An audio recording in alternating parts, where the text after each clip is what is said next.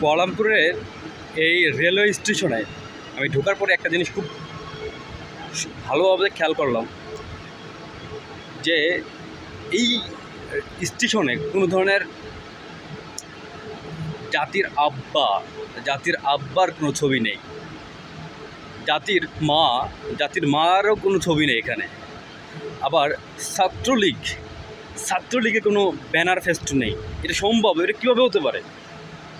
একটা রেলওয়ে স্টেশনে এত বড় একটা কুয়ালালামপুরে এত বড় একটা প্ল্যাটফর্ম, হাজার হাজার মানুষ প্রতিদিন এখানে যাওয়া আসা করে, বাট কোনো ধরনের ছাত্রলীগ, তারপর জাতির আব্বা, জাতির মা, এই ধরনের কারোর কোনো ধরনের দেখেন পোস্টার নেই। আপনারা যদি আমাকে ভুল বুঝতে পারেন, বাট আমি দেখানোর চেষ্টা করতেছি যে এইখানে জাতির আব্বা, জাতির মা, ছাত্রলীগের কোনো ধরনের পোস্টার নেই।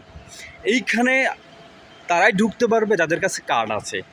কার্ড পাঞ্চ করে তারপর এখানে ঢুকতে হবে। That's why you can not entry this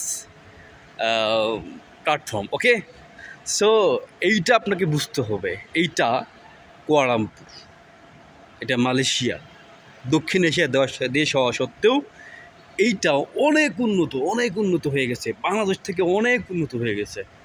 অনেকটা ইউরোপের ফ্লেভার পাওয়া যায় এই মালয়েশিয়াতে।